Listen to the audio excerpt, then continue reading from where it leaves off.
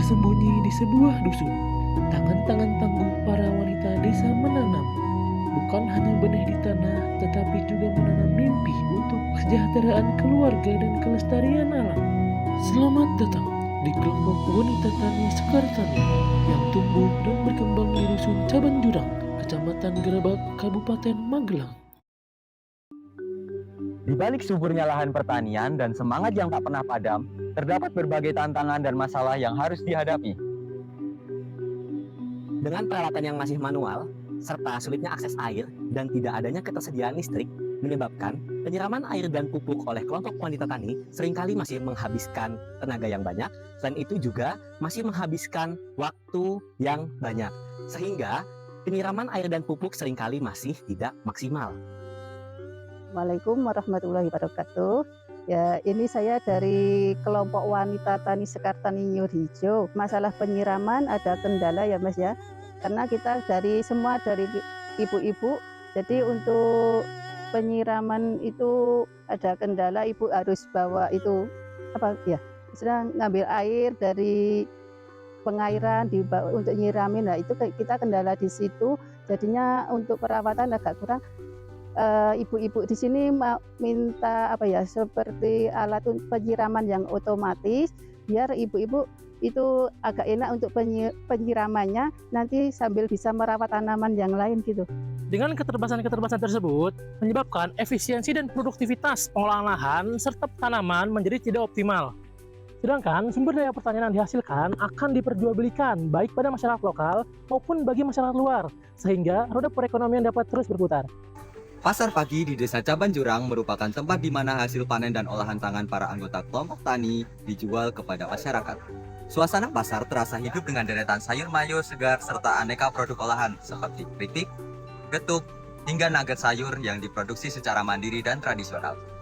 Kondisi ini menggerakkan kami untuk mewujudkan solusi inovatif yang berdampak dan berkelanjutan untuk kelompok wanita tani serta masyarakat sekitar di Dusun Cabanjurang. Dengan program InnoVillage ini, kami mengusulkan sebuah sistem SIRAMI, Smart Irrigation and Fertility Monitoring Integration, yaitu sebuah sistem berbasis IoT yang berfungsi untuk melakukan otomatisasi terhadap penyiraman air dan penyiraman pupuk pada ladang dan greenhouse, serta pemantauan kadar kesuburan tanah menggunakan sensor NPK yang dapat dipantau secara real-time melalui software dan aplikasi.